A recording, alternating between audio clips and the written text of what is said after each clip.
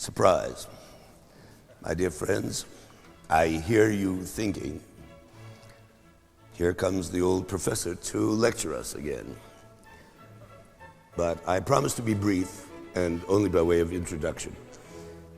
The reason I feel I should say a few words, if you'll pardon my croaky voice, I too have the English disease, like so many of you, the royal flu. Oh, the hell with it. Let's play the overture.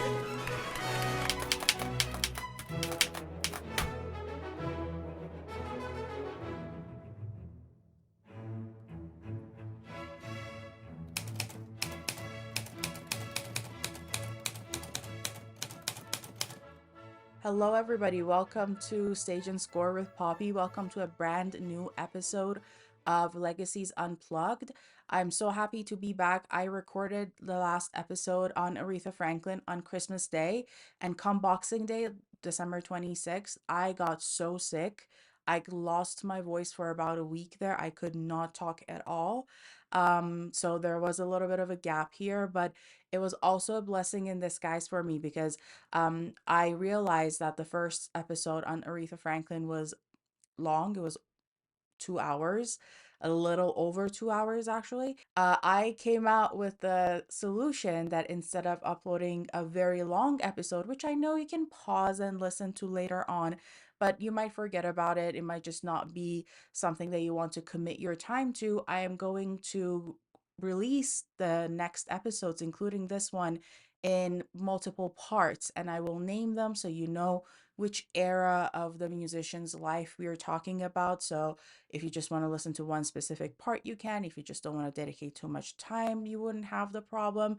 But also, if you are someone like me who likes to really dive in deep and kind of understand everything about the life and the legacy of these legends that we are talking about, I'm going to promise to you that I will release the parts on each musician as fast as possible. And today specifically, I have all my notes ready because we're breaking things down. I want to tell you that we are going to start from the very beginning, just like we do all the time, and we're gonna stop exactly where the movie starts. So, the very beginning of the movie Maestro is the very end of the story that we're talking about today in part 1 of Leonard Bernstein's story.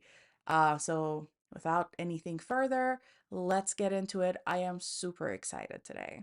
To say that Leonard Bernstein was an overachiever, a music prodigy, and a person who kind of took over the music scene within the second half of the 20th century would honestly be an understatement. I I swear I don't do this on purpose, but if you know Stephen Sondheim, who I clearly love very much, he has a reference to Mahler in one of his shows, Company specifically.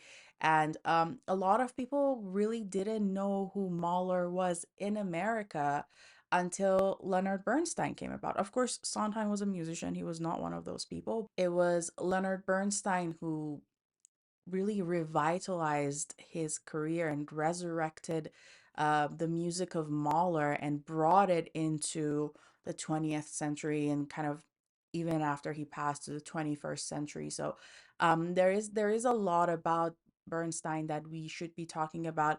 He was a composer.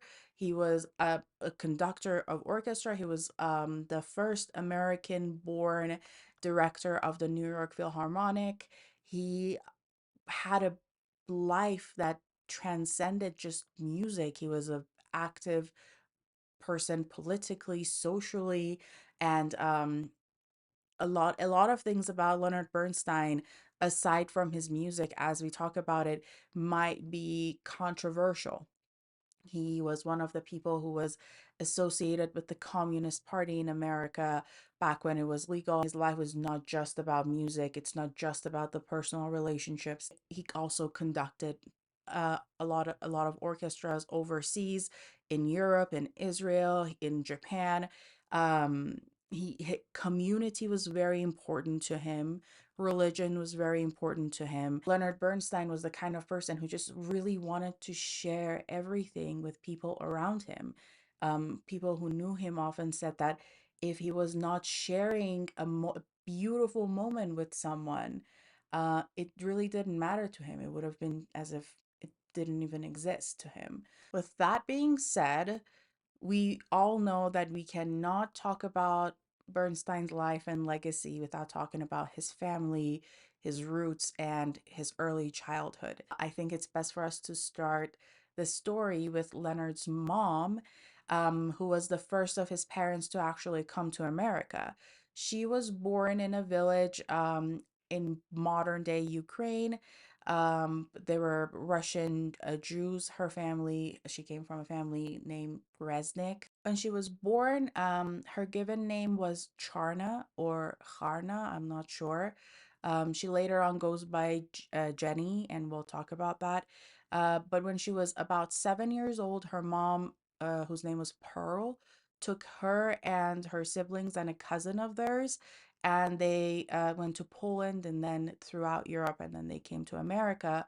Her father, Samuel, had already moved to America 3 years prior because he came to America to work and kind of save some money so his family can join him. At the turn of the century, a lot of the Jewish people in Eastern Europe were, of course, unfortunately leaving. And when they were going through this journey, which was a very hard journey. It took them a month to kind of get to America, get to Ellis Island. She actually was injured. She broke her arm. And by the time they got to Ellis Island, the officer there gave her the name Jenny. And she kind of stuck with it. So throughout the story, she's known as Jenny Bernstein. And her dad, who was in America for 3 years, sorry, prior, was working at a wool factory. He was coloring wool, and his salary was $5 a day. And he was saving that money for 3 years so they can come to America and just kind of move and live in America. And once the family got to America, they all moved to Lawrence, Massachusetts. Her dad continued his job in the wool factory, and Jenny was a very good student. She was going to school. She really wanted to become a teacher eventually. And they were not really well off financially. It was actually very hard on their family financially throughout their life in America, which is why Jenny had to kind of, I think when she was 16, let go of her dream of becoming a teacher and get a job in a mill just to make some money and support herself and support her family, which was very unfortunate. And I think as we talk about her and how her life and her background impacted Leonard Bernstein, we can kind of look at a few events. One of them might be the fact that she never got the opportunity to become a teacher. But her mom, Pearl, was actually the parent who had the better business acumen. She had like a little store in the ground floor, like living room of their house, and she helped the family make a lot of money to move to a better house. Not a lot of money as in like becoming financially well off, because that's also something that we're going to talk about, but not with the Resnick family. And yeah, they had a very simple working class life, and she had a very simple upbringing in America. But the family who were Jewish, they always made sure that they had nice things for Passover to eat. They always would read from their religious books, listen to music. The girls would sing and dance. Um, the Resnick family, and it's important to keep this in mind because when we kind of put the backgrounds and the lives of Leonard's parents, how they contrast is a key factor in the characteristics that Leonard Bernstein develops throughout his life. Um, and yeah, even though they were not rich, they were always a very lively, happy family. They were working, they were earning an honest living, and no one in their family was very musical. Like no one was playing an instrument or even singing professionally. but Jenny was always very much drawn to music. We talked about this in the previous episode as well. Music itself, like both from a theory standpoint and also just understanding it when you actively listen to music, music is a language. I think it's very important when we talk about the parents of these prodigies and these legends and how they related to music, because it does have an impact on the child. And it's I'm not talking about always a positive impact actually, because we're gonna get to Leonard Bernstein's dad, but in the case of his mom, she was very into music. She really enjoyed listening to music. She always had an emotional connection with music, is the important thing to kind of bring up here. Speaking of Leonard's dad and his differences with Jenny, he was born Samuel or Shmuel Yusuf, and he was also born in a little village between Kiev and another small Russian village. And he actually got to America 5 years after Jenny and her mom did. The Bernstein children had a very strict Hasidic Jewish upbringing. And Samuel always wanted to move out of Russia from a very young age. His parents were not really supportive of that decision, but the shtetl life was the very tough. There was the entire region was at the brink of just really extreme anti-Semitism. And there was war breaking, and he was like concerned that he was going to get drafted. So he just really didn't want to stay there. So after his bar mitzvah, Sam Bernstein actually snuck out of his own house and snuck out of the city because there were guards around his village, into the mountains and into Poland, and then to Liverpool and onto New York. And the only person who was helping him was his uncle, who had already moved to America a few years prior, and he was living in Hartford, Connecticut. When Samuel Bernstein got to America at the turn of the century, about 50,000 Jewish immigrants were coming to America from Russia alone every year. Um, so like that when you think about it, you have Russia, you have current day Ukraine, Poland, Germany.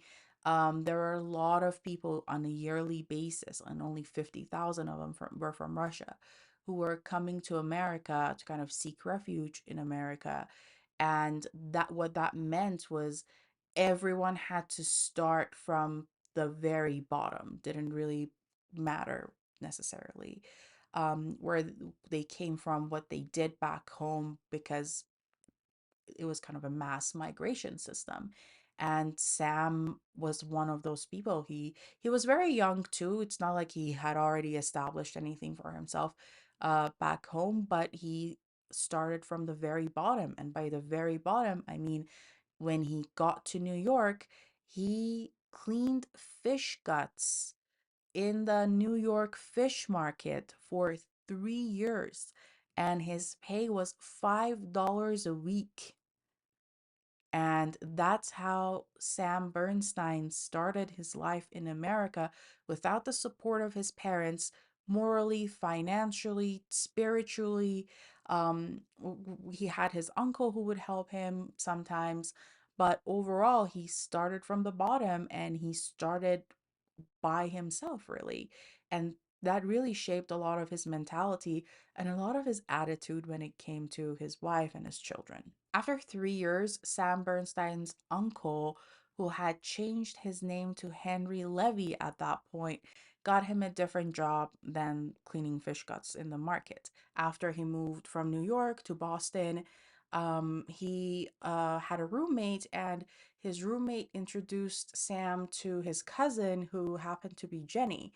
And Sam really liked Jenny. He really wanted to court her and kind of have a relationship with her, get married to her. And Pearl, Jenny's mom, was very into this idea because She believed that every good Jewish girl basically should marry like sooner than later, so they don't have to work in the mill, where Jenny was working, and they don't have to like live in like a crowded house, so they can be the lady of their own home, so to speak. But Jenny was not really into Sam at the beginning for a couple of reasons. Sam at that point was a white collar worker.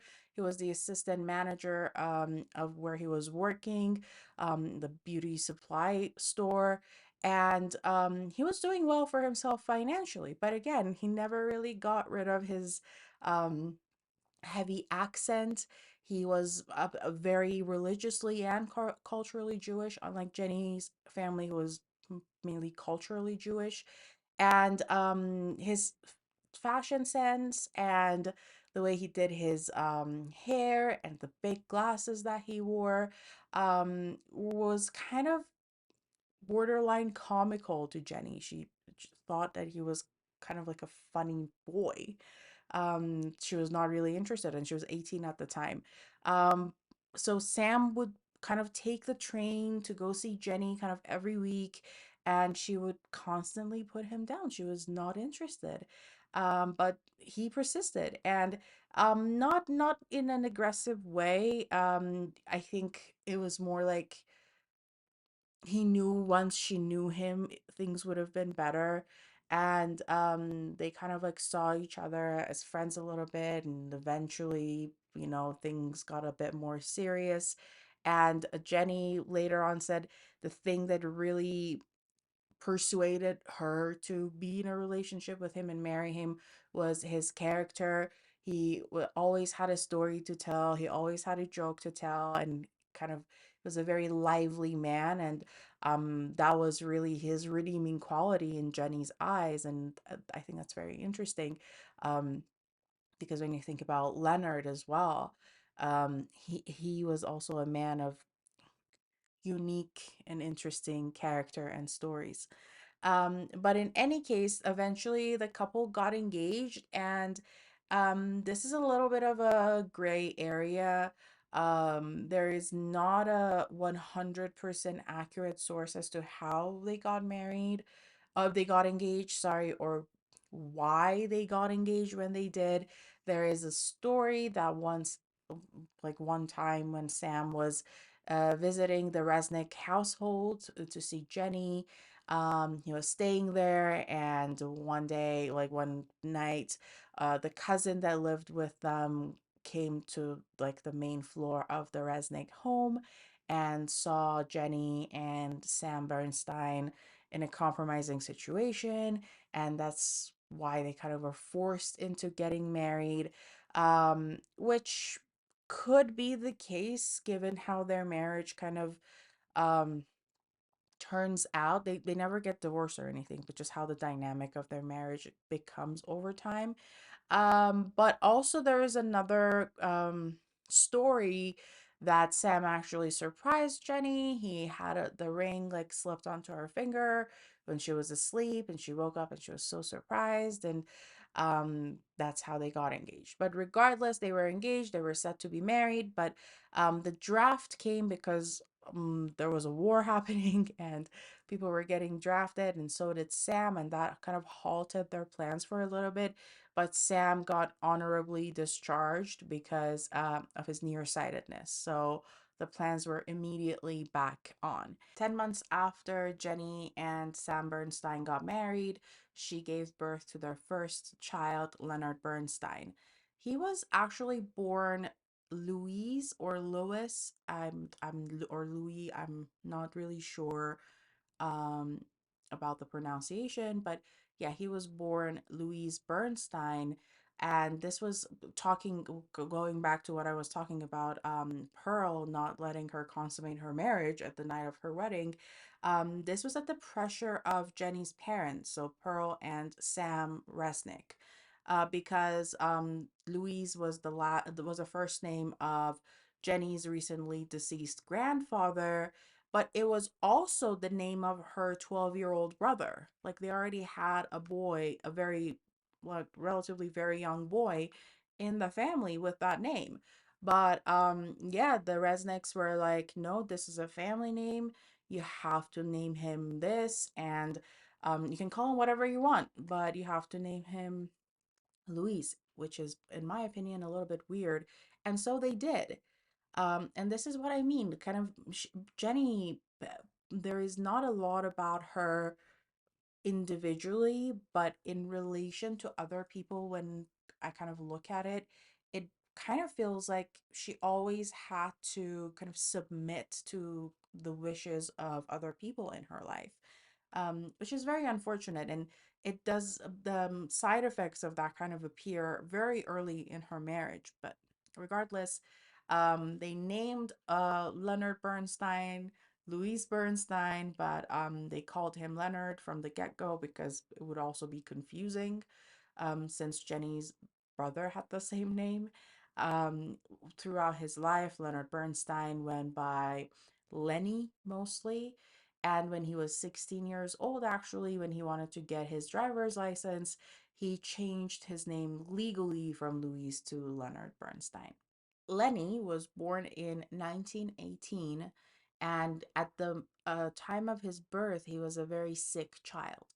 He had asthma. Asthma was something that he dealt with throughout his life, and he was kind of a weak little baby, which is why the Bernsteins couldn't take him immediately home. But they eventually did that because, like, he was strong enough basically to travel. And in 1920, Sam Bernstein got another promotion at his job. And I like thinking about this in a sense that Sam Bernstein himself was the American dream come to reality. I fully understand, like, when you read a lot about Leonard Bernstein's childhood, his father, how he treated him, because we're gonna get to it. He was not really interested in Leonard becoming a musician initially, and it really affected his relationship with Leonard Bernstein, but also how Leonard Bernstein viewed love and family. As Sam Bernstein was becoming more and more successful in his career, he kind of intentionally started to distance himself from the Resnick family, from his in-laws. And there are a couple of reasons for that. One of them is, I have mentioned this a few times already, the Resnick family was very culturally Jewish, but they were not practicing to the extent that Sam was practicing or was raised practicing the Jewish faith. And Sam did not really like that. He did not like the fact that they were a little bit um, inactive in their practicing of the Jewish faith. But other than that, Sam did not appreciate the fact that the Resnick family kind of seemed like they were in a passive acceptance of their socioeconomic status and their kind of poverty. And he didn't appreciate that they were not really trying anything different or anything new to get themselves out of where they were. And Sam didn't like that because he had made a life for himself, and he didn't like that they were in passive acceptance of their circumstances and they were not doing anything to make it better. On top of that, once Leonard was born, the Bernstein family was an affluent family, and they could solely rely on the income of Sam Bernstein. So Jenny didn't work outside the house, and that meant that she didn't really have any friends. In addition to that, even though they were doing well financially, Sam Bernstein was known to be frugal with his money, and the budgeting of the household was a little bit tough on Jenny, which she didn't appreciate, didn't like, and it also affected her mood. And as a result of that, twice in Leonard's early childhood, infancy basically, Jenny actually left Sam and went back to her parents. But both times her mom encouraged her to go back to her family, to her husband, and to her child, and so she did. But it's interesting because we also talked about Aretha, and with other cases that we're going to talk about, these distances from his mom really shaped Leonard Bernstein's way of interacting and communicating with other people, and his need for love, for connection. He was always looking for paternal figures, maternal figures within his community to get that love back, because at a very early age, whether or not we want to say he was fully aware of the context of the situation, he would all of a sudden and twice felt the lack of that maternal love in his life. Before Leonard Bernstein turned 2 years old, he could speak fluently, which was not that common, and as a result, people around him started calling him Little Old Man. He was always very well articulated in his way of speaking, and again, even as young as 2 years old, people around him could see that. What people around him surprisingly didn't see, though, was his natural talent for music, basically. His father, Sam Bernstein, was not really into music. In fact, that was one of the things that he necessarily didn't appreciate about the Resnick household. Sam Bernstein was known to be a very structured person. He was known to let loose a little bit if he had like a couple drinks, and he would like do his like traditional Jewish dance, but that was really the extent of it. Bernstein himself recalls that a teacher at his elementary school by the name of Miss Donnelly was the person who kind of taught him the basic of music theory, and that was the extent of what he knew when he was in elementary school. But he really loved it. He really loved the way that the teachers at his elementary school taught music to him. This does go on to reflect in his career as well. He he did these young people concerts when he was in the New York Philharmonic, I'm pretty sure. And that is an institution in and of itself. In the early 20s, Sam Bernstein actually got another promotion first, but then decided to leave his job at his company to start his own business. In the beginning, his business was mainly targeted towards Orthodox Jewish women.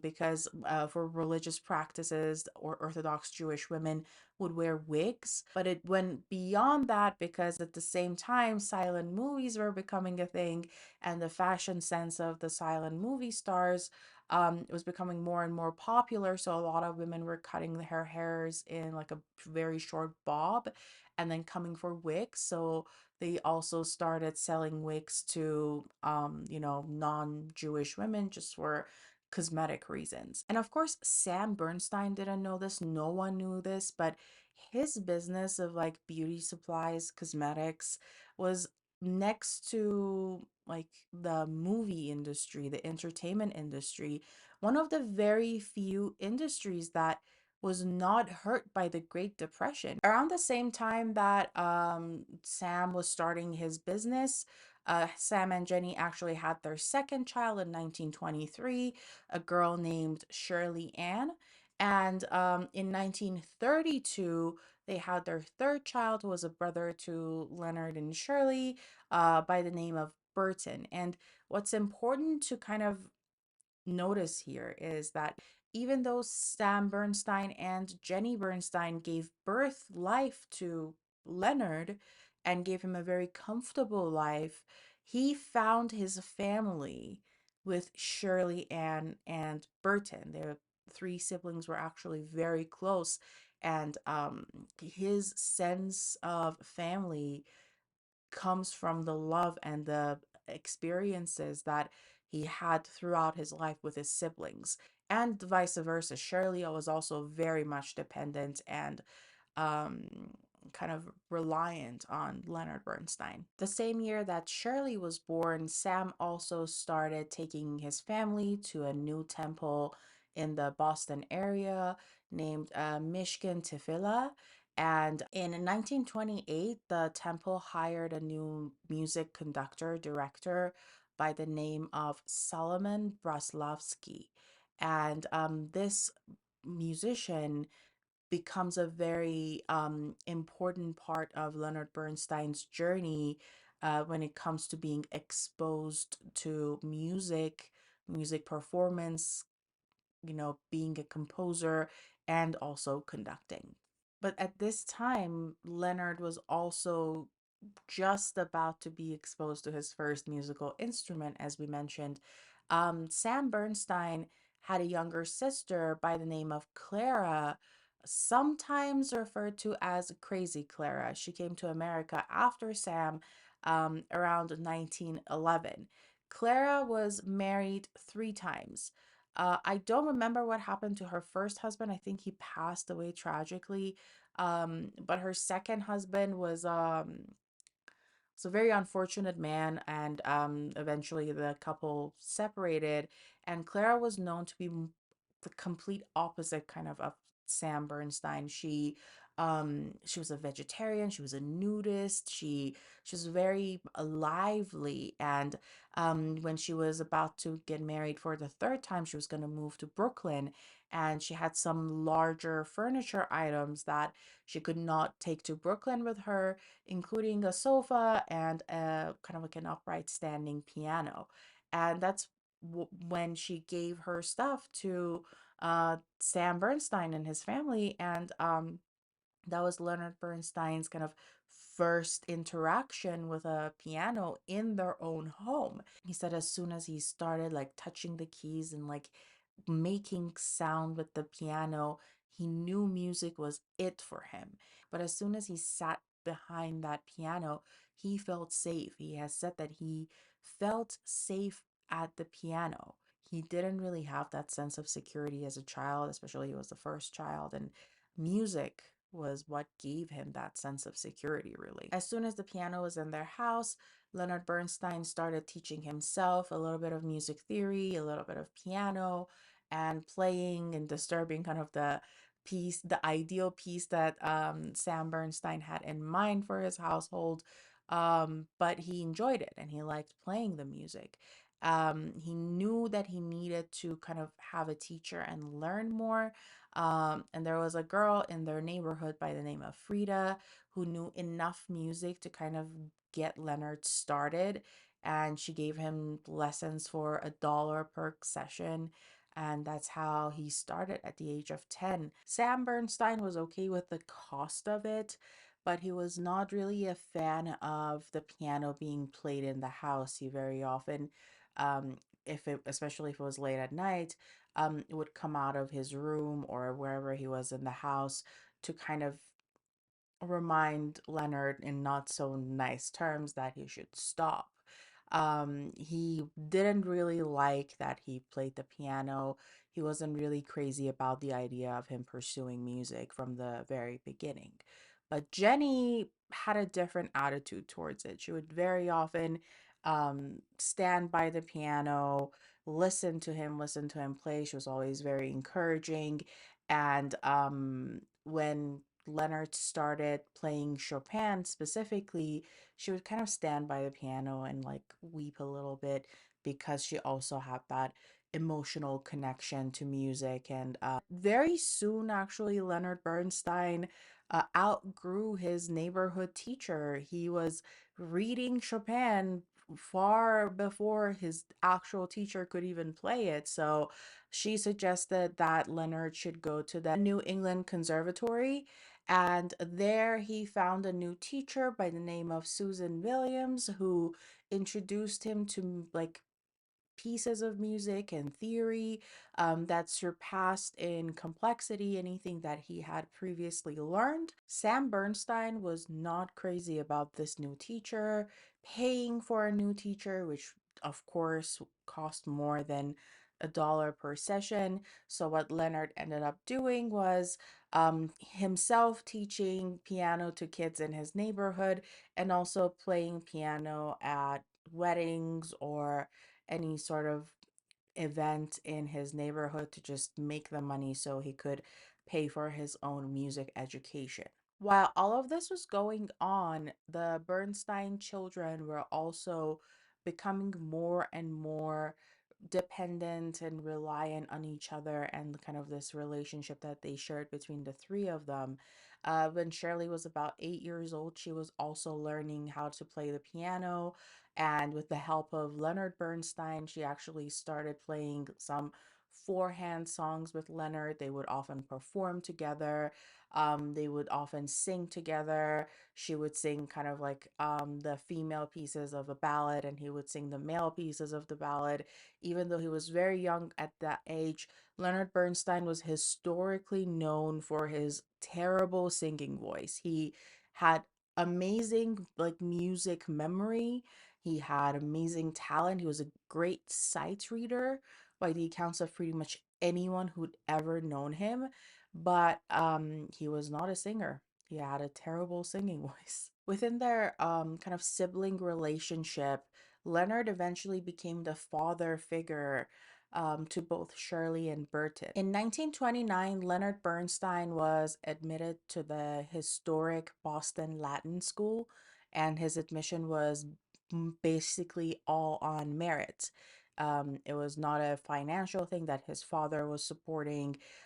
He was just smart enough to go to the Boston Latin School. Back in their neighborhood in Boston, he met another boy named Sid Ramin, and Sid was only a few months younger than Leonard Bernstein, and he goes on to become a lifelong collaborator with Leonard Bernstein, working on West Side Story, 1600 Pennsylvania Avenue, and a lot of his concerts. Their usual kind of dynamic was sit listening while Leonard talked about everything under the sun and kind of absorbing everything that he said. But he always remembered how well spoken Leonard was, how creative he was in his like expressions and his communications. Specifically, this is a very interesting story because so far we have established that Sam Bernstein was not a fan of Leonard pursuing music, playing music, spending money on music. But when Leonard Bernstein was having his bar mitzvah, instead of going the route of kind of reading from a already existing template that the rabbi would give to a lot of kids, Leonard Bernstein wrote his own speech for his bar mitzvah at the temple, and with the help of the rabbi, he actually translated it into Hebrew and kind of read it to the people there in his temple. And Sam Bernstein was so impressed by this that after his bar mitzvah, Sam bought Leonard a baby grand piano just because he enjoyed his boy being a creative Jewish boy for his bar mitzvah. In 1932, Leonard Bernstein's first girlfriend, who was also a piano player herself, encouraged him to audition for another music teacher in the Boston area by the name of Heinrich Gebhard. And Leonard did that. And while this music teacher was very impressed by Leonard, he actually referred him to his assistant, a woman by the name of Helen Coates. This referral might have very well changed the trajectory of Leonard Bernstein's entire life, really. Helen Coates was the first person ever to fully understand the depth of Leonard Bernstein's talent. And later on, Helen Coates actually became Leonard Bernstein's assistant.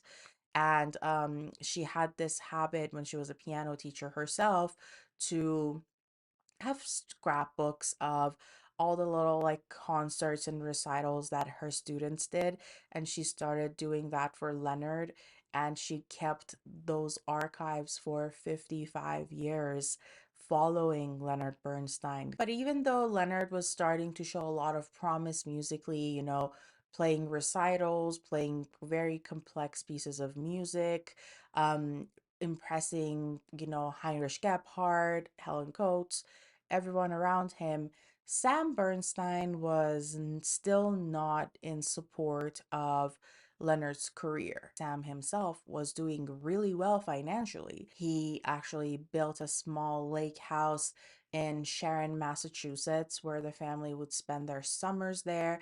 And once they started going there in the summers, actually, Leonard, with the help of his siblings and other kids that would go there during the summer, started putting on these neighborhood theater shows for everyone. And he would conduct, he would kind of work on the music, he would cast, direct, everything. In the spring of 1935, Leonard Bernstein got accepted into Harvard. So I have some interesting stats here. At that time in 1935, a mere 20% of American families could afford to send their kids to university. This was also due to lack of employment, the Great Depression, things were not doing really well. So, of all the people in America, only 20% could send their children to university. And another thing that young Leonard Bernstein was soon gonna realize was even though he was going to Boston Latin School before Harvard, and that was known to be a prestigious school, it was a public school that was very much based on merit, and he got in based on his merit. But the very affluent Christian Anglo-Saxon families of like the Northeast at that time were sending their kids to private school. So Leonard had really not had any sort of interactions with those kind of families or students. And in that sense, Boston Latin School was very different compared to Harvard. At that time in Harvard, there was a quota on how many Jewish students they would accept, and that was about 10%. And that was just really the beginning of it because he was never invited to the very famous Harvard Review musical shows that were put on. They did the same thing in Cambridge, England at the time. It was very popular, very famous, again, prestigious. And Leonard Bernstein was not invited to participate because of his Jewish faith. During his junior year at Harvard, Leonard Bernstein met a freshman by the name of Hal Shapiro, and Hal actually became another longtime friend, collaborator of Leonard Bernstein. He was also a piano player. While they were in Harvard, Leonard actually found a lot of jobs for himself and Harold Shapiro. They would go play piano at wedding parties, at suburban parties near Harvard, just to get some cash, but he still could not afford to subscribe to the full season at the Boston Symphony. So he actually ended up sharing his ticket, his subscription with someone else, and he would go to one show per week. And as luck would have it, he met a very famous conductor and composer by the name of Dmitri Mitropoulos. I'm sorry, I have to refer my notes very often. Dmitri actually asked him to come back for a rehearsal, and that was where Leonard Bernstein, for the first time, saw how conducting works and how a rehearsal is done. And it was really a pivotal moment in his career. In 1937, Leonard Bernstein got his first summer job. He was working as kind of a music teacher in an all Jewish summer camp. And on July 11th, which was a day that parents were visiting the camp as well, he heard on the radio that American musician George Gershwin had passed away due to cancer at a very young age. And that's when he felt like he needed to play the piano. It was very busy because the kids were there and the parents were there and everyone was talking, like mingling. But he just walked to the piano and he proceeded to play a piece by Gershwin. And it was beautiful. And he himself said, as he played it and walked away from the piano, he felt like he was Gershwin. So I don't want to sound like a broken record, but again, he had more than an intellectual connection to music and musicians, and it becomes more and more apparent as we move forward. In November of 1937, Leonard Bernstein went to a ballet performance in New York, and by pure luck, as I understand, he was sitting in a box right next to composer Aaron Copland. It was actually Copland's 37th birthday, if I'm not wrong. Yes, 37th birthday that day. So after the performance, he invited everyone in that box to go to his house. So Leonard Bernstein, who to my knowledge at that point was a stranger to Copland, actually went to his house and he mesmerized everyone once again.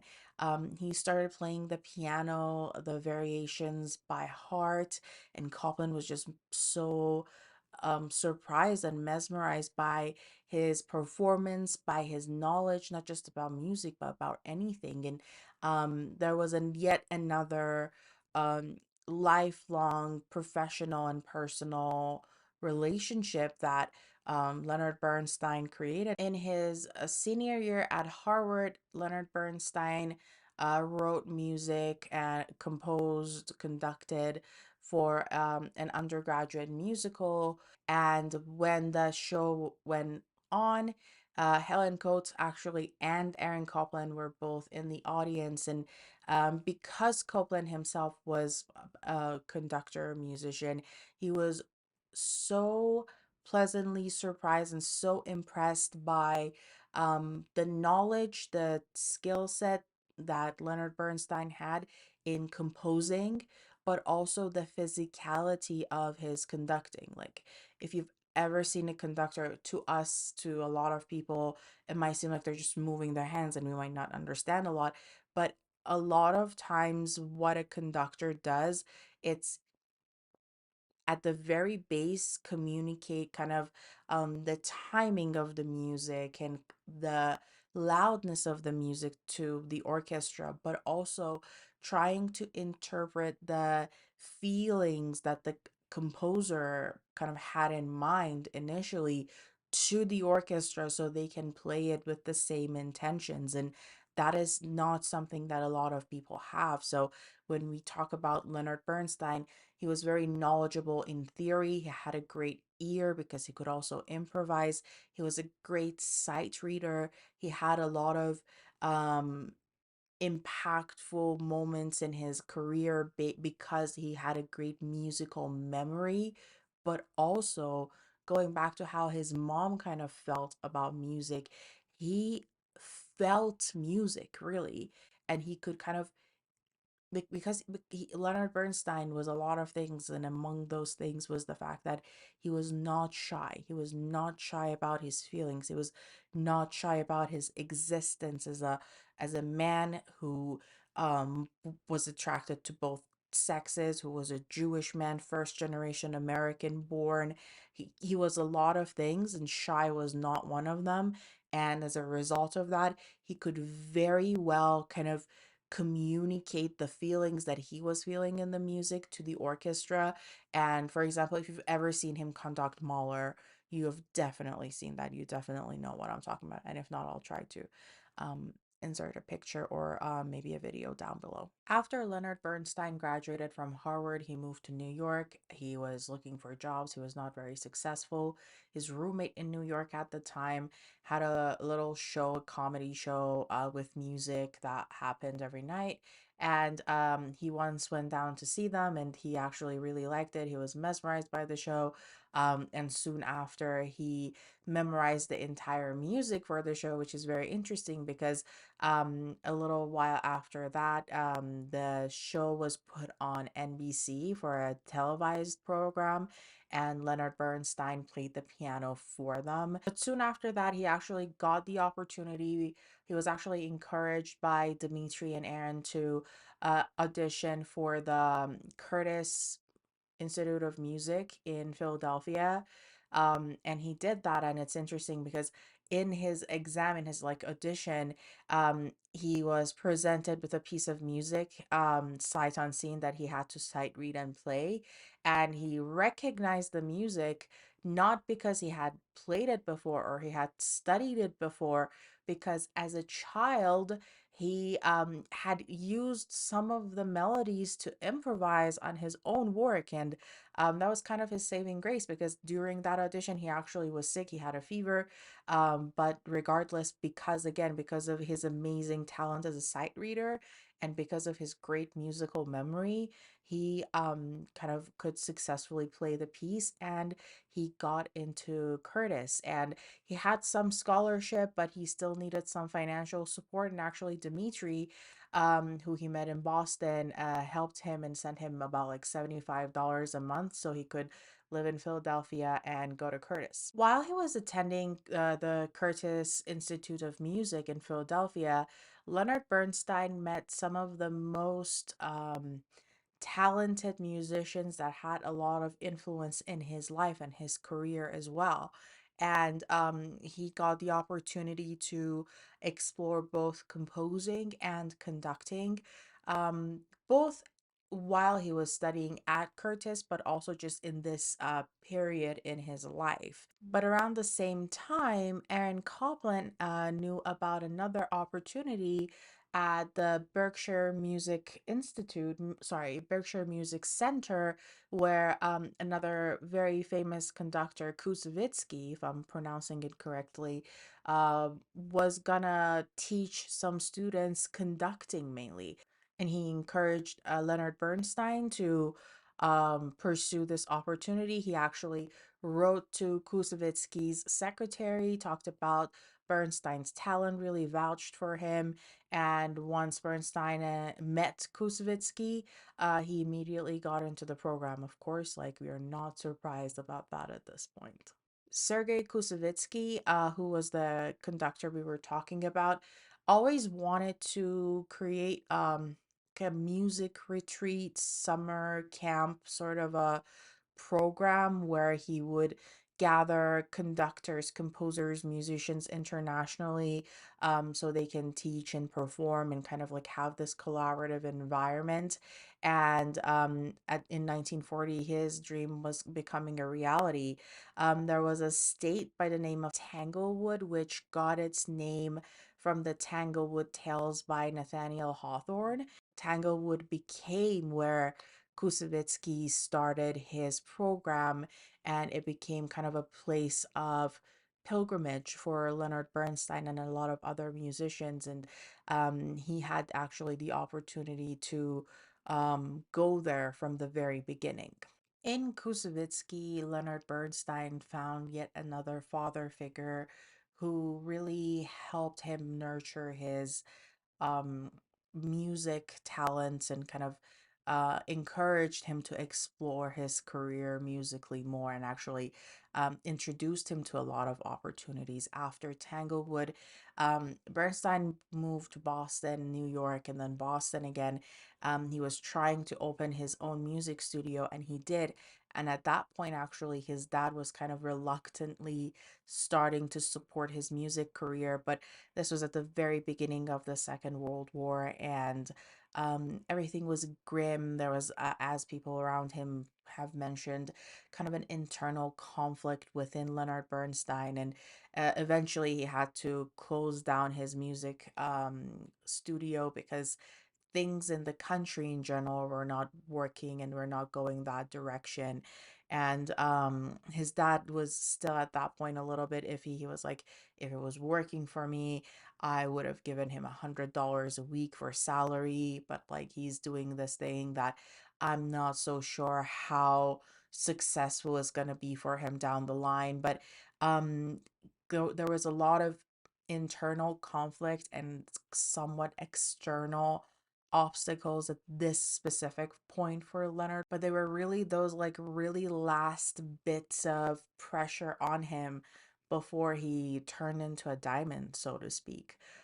So in 1942, Kusevitsky actually introduced Leonard Bernstein to an opportunity to enter a contest, and he could make his own composition and present it, and the winner would perform it in the Boston Symphony. He created his symphony based on the book of Jeremiah, And on top of that, he had Hebrew text written for a mezzo soprano voice, with arrangements for like the piano and the organ. And having Hebrew text in a competition like that was not heard of, was highly unlikely. But in this instant and in a lot of other instances moving forward, Leonard Bernstein never shied away from his identity as an American Jewish music composer, as kind of like a practicing like man of Jewish faith, and he always embraced it.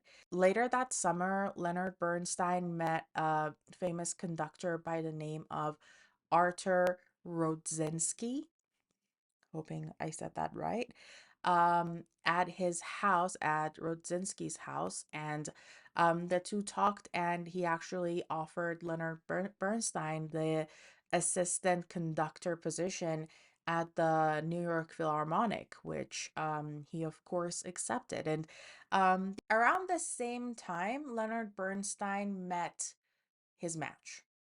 There's no other way I can say it. He met a choreographer around his age. He was also Jewish, of Jewish Russian immigrant parents. His grandfather was also a rabbi. He was a member of the then legal Communist Party. He had kind of choreographed ballets. He was working professionally by the name of Jerome Robbins. Jerome Robbins, you probably have heard his name. If you haven't, is the man who went on to choreograph West Side Story, Fiddler on the Roof, Funny Thing Happened on the Way to the Forum, and a lot of other shows. He actually became very famous, and um, as famous as he became and as good of a friend as he was with Bernstein, he also was the downfall of a lot of people in the theater world at the time because of the Communist Party. He had no malicious intents, but things happened. He was concerned about his own identity, and he was blackmailed during the McCarthy era. We can have another whole episode, or multiple episodes on Jerome Robbins, but the whole point of this conversation is he met his match. They were so in sync. They basically on the spot started working together. Leonard Bernstein like wrote him music on a piece of napkin. They were in a Russian tea room. And they became friends and lifelong colleagues. But as Leonard Bernstein and his friend and collaborator David Oppenheim were working on these musical pieces for Robbins' ballets, Bernstein was also always very present in the rehearsals done with the New York Philharmonic. He always knew the music that was going to play, knew all the guest conductors, just in case something had happened and he needed to step in. And he was on top of his material as the assistant conductor there, but no one had ever remembered for a conductor not to show up due to an emergency. But that was about to change because um, after one of the concerts that Jenny Terrell did with a music made by Bernstein, everyone was happy. They were actually getting a lot of good criticisms, like critics' reviews, and they partied for a while. So the next morning at 9 a.m., Leonard Bernstein got a call. He was hungover. He got a call, and he was told that Bruno Walter, who was the guest conductor at the New York Philharmonic, had come up with a flu and he could not attend the event that day. And Rodzinski was out of town. He was not in New York, and Bernstein had to do it. Bernstein had to conduct, and it was so last minute. He didn't even have the time for a single rehearsal or to even talk to the musicians. Um, and he just had to do it basically. And this is just so you know, this is basically the beginning of the movie. So spoiler alerts if you haven't seen it and you don't want to spoil it for yourself. Leonard Bernstein went to the hotel room of Bruno Waltz. He was very sick. He just helped Bernstein kind of going over the notes because again there was no rehearsal for Leonard Bernstein. So after Bernstein left the hotel room, he went to a pharmacy. He had several cups of coffee and then he went to the pharmacist and he was like, listen, this is what's happening. And apparently the pharmacist gave him like two pills, a red one and a blue one.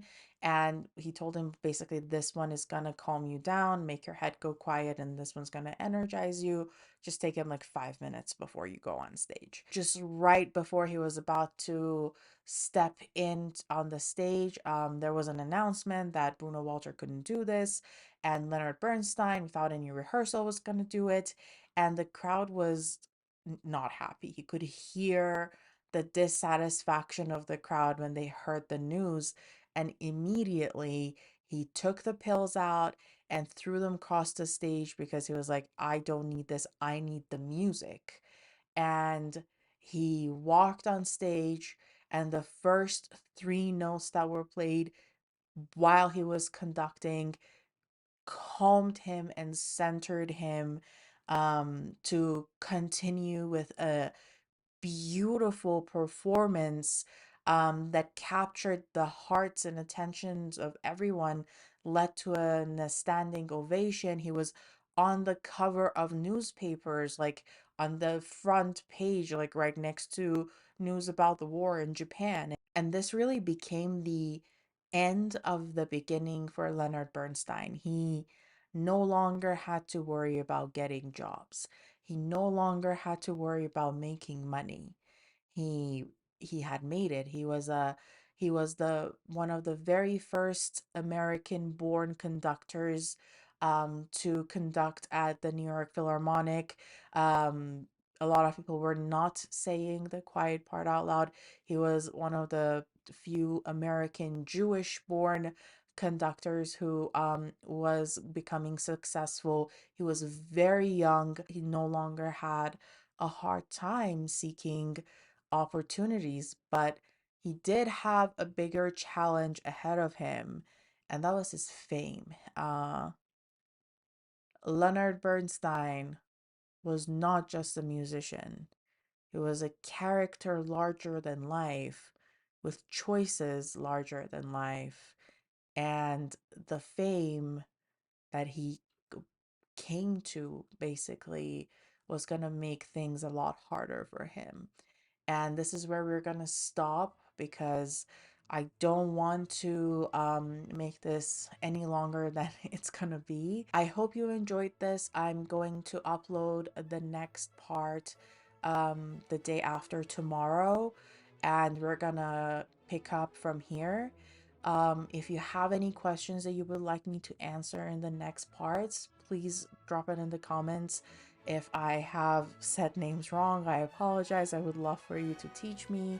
And as always, I would love it if you could like this video, subscribe so I can continue making these videos for you. And yeah, I will see you very soon in the next one. Goodbye, everyone.